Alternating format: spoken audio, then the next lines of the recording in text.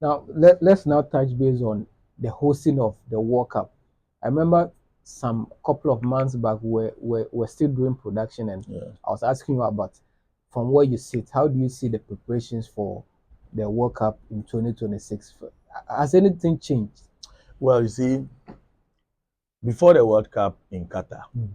I had some work to do for the Qatar LOC. Mm. So I was going to Qatar almost every 3 months. If you enter Qatar, you could see that there is something coming. Mm. The competition, the airport, the feelings, everywhere. Yeah. But you know, I was in US a Yes. year before the Mm. World Cup. Mm. Nothing. You will not see anything which shows that these people are coming to host World Cup. Mm. Everybody's going about their normal business. There are no flags flying. Mm. The airport is dry. I mean, Mm. nothing. And so it was a source of worry to me. And again, when Ghana qualified for this World Cup and people were jumping all over USA, they will get visas and things. Mm. I was just laughing because US visas, they don't care what you are going to do there. Mm. They don't even care if you qualify. If they decide not to give you, they will just not give you. Mm. And so I'm not surprised about the mass denials of visas to individuals and even to high profile personalities. I'm not. Secondly, the war in Iran, Israel has compelled the US to tighten up security. And so there's a lot of scrutiny. And at the end of the day, they are ending up embarrassing people. Yes.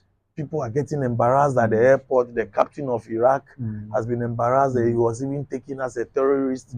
The Senegalese team are having these kind of Look at the difficulties. rudiment they are going through, And and was one of the few people who was not comfortable with this arrangement.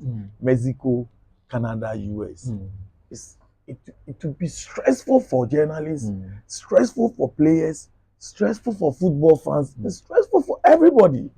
You know the cost involved in traveling even within US from Philadelphia to Boston. You know the distance. You know the cost in traveling from Canada to this thing. It's no joke. No wonder the government has decided to check in out and say, okay, let's get tickets for people there, buy it for them. So from where you said, you think though we've not started the World Cup, do you think giving the World Cup to the USA, Canada, and Mexico was not the best decision taken by FIFA? I've always not supported that kind of World Cup, especially large countries. Look, Canada is huge, USA is huge, Mexico is huge. Shuttling between these three countries is difficult. Again, the visa challenges. Canada has also denied a lot of people visas. The visa challenges, Charlie, it's bad. Me, I'm not bothered about the fans. The fans, but there are people who have very important assignments to play at the World Cup. They have been denied visas. These are the issues that are tickling our senses. And to me, I think it was a wrong move. Maybe FIFA will disagree with me, but it was a wrong move. Yeah. Let's not touch base on our local football fans. This our supporters union. They were much dependent on this World Cup. So all these deniers, what do you have to tell? What do you have to say to them? Well, it's unfortunate. It's unfortunate because me, I saw it coming. I knew it was going to happen. It's unfortunate. US will not just dish out business because you are going to watch a football match. Sometimes they even ask you, have you been to World Cup before? Ghana qualified for Brazil, were you there? Ghana qualified for Qatar, were you there? Ghana qualified for Germany, were you there? Why this time around? Then they are suspecting that when you go, you are not coming back.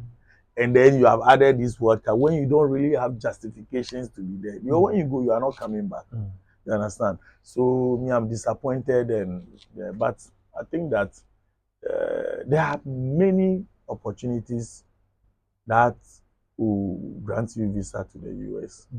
There are football events, so they should just let it go and